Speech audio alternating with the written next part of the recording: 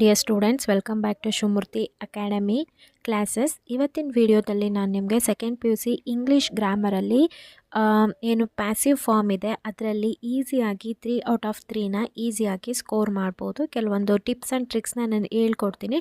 Most of the students ಈ ಒಂದು grammar ಪಾರ್ಟಲ್ಲೂ ಕೂಡ 3 ಮಾರ್ಕ್ಸ್ನ ತುಂಬ ಸ್ಟೂಡೆಂಟ್ಸು ಕಳ್ಕೊತಾರೆ.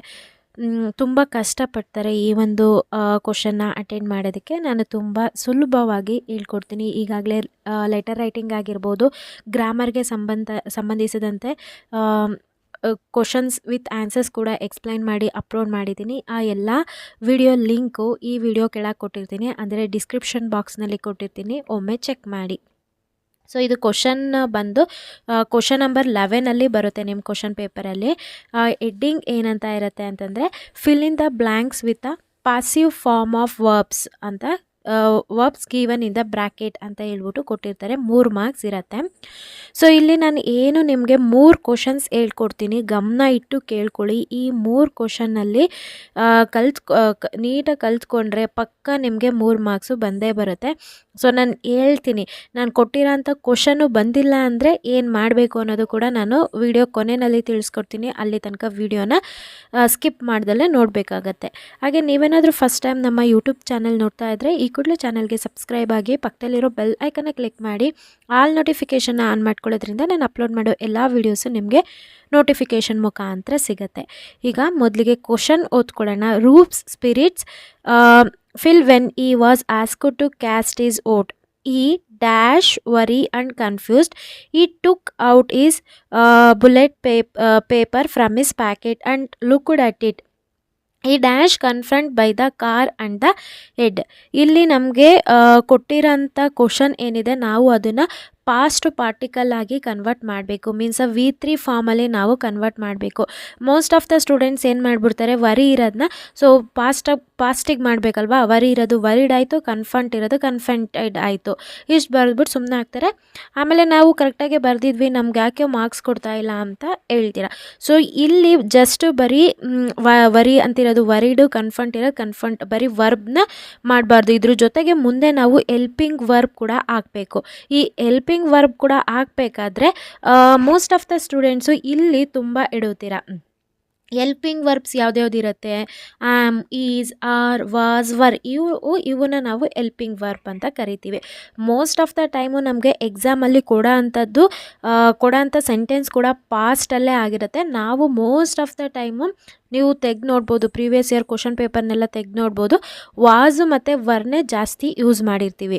ಆದರೆ ಸುಮ್ಮನೆ ವಾಸ್ ಮತ್ತು ಸುಮ್ಮನೆ ವರ್ನ ಬರೆಯೋದಕ್ಕಾಗತ್ತಾ? ಇಲ್ಲ. ಸೊ ಇಲ್ಲಿ ನಾನು ಒಂದು ಟ್ರಿಕ್ನ ಹೇಳ್ಕೊಡ್ತೀನಿ, ನೀವಿಲ್ಲಿ ನೋಡ್ಬೋದು. ಸೊ ಅವರು ಎಂಥದ್ದೇ ಕ್ವಶನ್ ಕೊಟ್ಟಿರಲಿ, ನಾನು ಹೇಳ್ತೀನಲ್ಲ ಅದನ್ನು ಚೆನ್ನಾಗಿ ಅರ್ಥ ಮಾಡ್ಕೊಳ್ಳಿ. ಈ ಅಂತ ಇದೆ. ಈ ಅಂದರೆ ಏನು? ಹುಡುಗ. ಅಲ್ಲಿ ಎಷ್ಟು ಜನ ಇದ್ದಾರೆ? ಹುಡುಗ ಒಬ್ಬನೇ ತಾನೇ. ಈ ಅಂದರೆ ಒಬ್ಬ. ಸೊ ಒಬ್ಬ ಬಂದ ತಕ್ಷಣ ಏನು ಬರಿಬೇಕು ನೀವಲ್ಲಿ? ವಾಸ್ ಅಂತ ಬರಿಬೇಕು. ಏನು ಬರಿತಿದ್ರ? ವಾಸ್. ವರಿ ಇರೋದೇನಾಯಿತು? ವರೀಡ್ ಆಯಿತು. ಓಕೆನಾ? ನೆಕ್ಸ್ಟ್ ಅಗೇನ್ ನೋಡಿ, ಇಲ್ಲಿ ನೆಕ್ಸ್ಟ್ ಲೈನ್ ನೀವಿಲ್ಲಿ ಗಮನಿಸ್ಬೋದು ಹಿಂದ್ಗಡೆ ಲೈನ್ನ.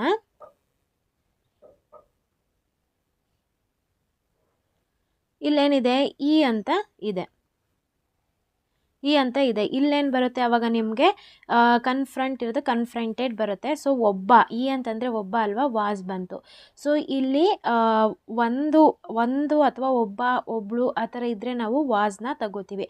ಹಾಗಿದ್ರೆ ಮ್ಯಾಮ್ ವರ್ನ ಎಲ್ಲಿ ಯೂಸ್ ಮಾಡ್ತೀವಿ ಅಂತ ಕೇಳೋದಾದರೆ ನಾನು ಇದು ಇನ್ನೊಂದು ಕ್ವಶನ್ನ ತೊಗೊಂಡಿದ್ದೀನಿ. ಇದು ಮಾಡಲ್ ಕ್ವಶನ್ ಪೇಪರ್ದು. ಇಷ್ಟನ್ನು ನೀವು ಈ 3 ಕ್ವಶನ್ನ ನೀವು ತರೋ ಆಗಿ ಪ್ರಿಪೇರ್ ಆದರೆ ಅವ್ರು ಯಾವುದೇ ಕ್ವಶನ್ ಕೊಟ್ಟರು ನೀವು ಅಟೆಂಡ್ ಮಾಡ್ತೀರಾ. Pudukkottai dash take by storm by 1500 female cyclist.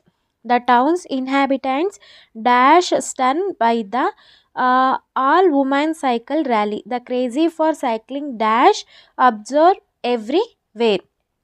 So ಇಲ್ಲಿ ಕೊಟ್ಟಿರೋಂಥ ಕ್ವಶನ್ನು ಸೊ ನಾವು ಅಸ್ಯೂಮ್ ಮಾಡ್ಕೋಬೇಕು ಇದು ಪಾಸ್ಟಲ್ಲಿದೆ ಅಂತ ಹೇಳ್ಬಿಟ್ಟು. ನಾನು ಹೇಳ್ದೆ ಕೊಟ್ಟಿರೋಂಥ ಬ್ರ್ಯಾಕೆಟಲ್ಲಿ ಇರೋದನ್ನೆಲ್ಲ ನಾವು V3 ಫಾರ್ಮ್ ಆಗಿ ಕನ್ವರ್ಟ್ ಮಾಡ್ಕೋಬೇಕು. ಫಸ್ಟು ಕೆಲಸ ನೀವು ಅದು ಮಾಡ್ಕೊಳ್ಳಿ. ಟೇಕನ್ ಇರೋದೇನಾಗುತ್ತೆ, ಟೇಕನ್ ಆಯಿತು.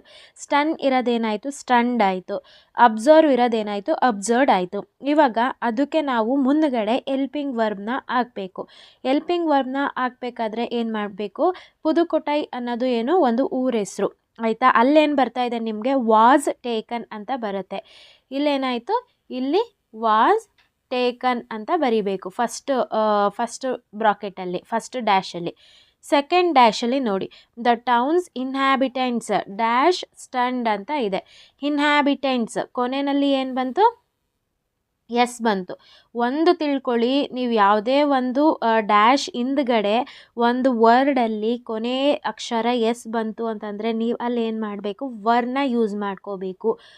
ಅವಾಗ ಏನಾಯಿತು, ಇಲ್ಲಿ ವರ್ ಸ್ಟನ್ನಡ್ ಆಯಿತು. ನೆಕ್ಸ್ಟ್ ಡ್ಯಾಶ್ ಹಿಂದ್ಗಡೆ ಏನಿದೆ, ಸೈಕ್ಲಿಂಗ್, ಅದೇನೇ ಸೈಕ್ಲಿಂಗ್ ಅಥವಾ ಕ್ರೇಜ್ ಅದೆಲ್ಲ ಏನಾಯಿತು, ಸೊ ಒಂದು ಸಿಂಗಲ್ ಆ ಥರ ಬರ್ತಾ ಇದೆ. ಅಲ್ಲಿ ನೀವೇನು ಮಾಡ್ತೀರಾ, ವಾಸ್ ಅಬ್ಸರ್ವ್ಡ್ ಅಂತ ಬರಿಬೇಕು. ವರ್ ಎಲ್ಲಿ ಯೂಸ್ ಮಾಡಬೇಕು ಅಂತ ಗೊತ್ತಾಯ್ತಲ್ವ. ಇದೇ ನಿಮಗೆ ಟ್ರಿಕ್ಸು ಈ ಒಂದು ಮೇನ್ನ ಅಟೆಂಡ್ ಮಾಡ್ಕೊಳ್ಳೋದಕ್ಕೆ.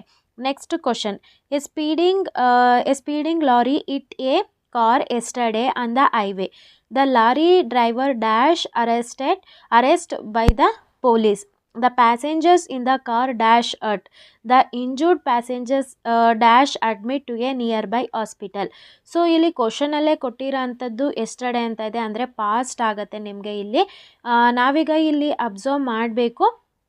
ಫಸ್ಟಿಗೆ ನಾನು ಏನು ಹೇಳಿದ್ದೀನಿ ನಿಮಗೆ, ಬ್ರಾಕೆಟಲ್ಲಿ ಈ ಕೊಟ್ಟಿರೋ ಅಂಥದ್ದನ್ನ ಫಸ್ಟ್ ನೀವು ಅದನ್ನು V3 ಆಗಿ ಕನ್ವರ್ಟ್ ಮಾಡ್ಕೋಬೇಕು. ಅರೆಸ್ಟ್ ಇರೋದು ಅರೆಸ್ಟೆಡ್ ಆಗುತ್ತೆ, ಹರ್ಟ್ ಇರೋದು ಅರ್ಟೆಡ್ ಆಗುತ್ತೆ, ಅಡ್ಮಿಟ್ ಇರೋದು ಅಡ್ಮಿಟೆಡ್ ಆಗುತ್ತೆ. ನೆಕ್ಸ್ಟು ಎಲ್ಲದಕ್ಕೂ ಮೊದಲು ನಾವೇನು ಬರಿಬೇಕು, ಎಲ್ಪಿಂಗ್ ವರ್ಬ್ಸ್ನ ಆ್ಯಡ್ ಮಾಡ್ಕೋಬೇಕು. ಯಾವ ರೀತಿಯಾಗಿ ಎಲ್ಪಿಂಗ್ ವರ್ಬ್ಸ್ನ ಆ್ಯಡ್ ಮಾಡ್ಕೋಬೇಕು, ದ ಲಾರಿ ಡ್ರೈವರ್ ಅಂತ ಇದೆ. ಡ್ರೈವರ್ ಅಂದರೆ ಏನು, ಒಬ್ಬನೇ ಅಲ್ವಾ. ಸೊ ಏನು use ಮಾಡ್ಕೋತೀರಾ, was.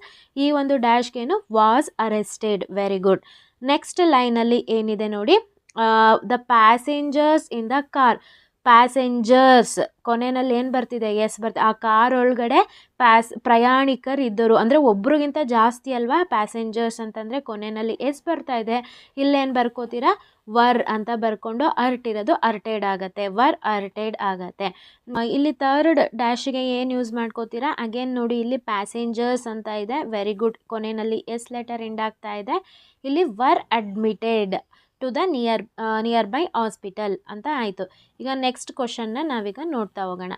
So next question, the old man came to his garden one day.